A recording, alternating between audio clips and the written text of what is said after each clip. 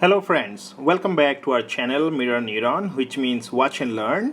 And today we are going to share with you the daily coding challenge 10. However, in today's challenge, it is going to be slightly different. Here you're not going to write any code, rather analyze some code written by somebody else. In this case, it's me. So the problem statement is you are given two methods to calculate the factorial of a number n, and you need to tell us which of these two methods do you think you can recommend or do you think is better, and if it is not, then why do you think so?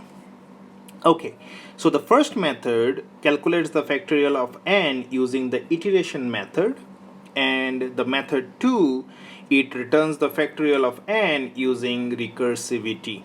Recursivity also means repeated self-calls. That means you're internally calling the function over and over again.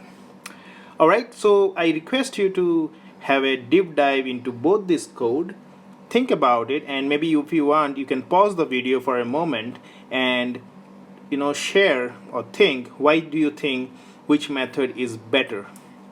Okay, and you can share your answers in the comment section of this video, and we would definitely like to see your argument there. Okay, so let's run the first method and see how much time does it calculate, or how much time does it take to calculate.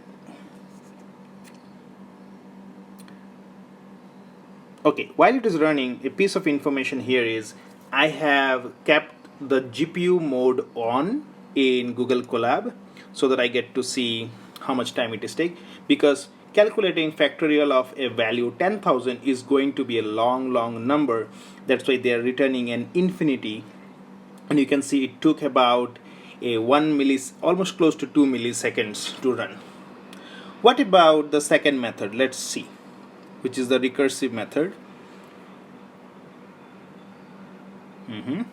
Okay, so it says recursion error, and if you read the very last line, it says maximum recursion depth exceeded in comparison. That means many a times, even if we see that the recursive method looks just one line of code, if I zoom in, you can see the recursive method is just one line of code here. Yeah, however, that is actually not very efficient while running them in the real world.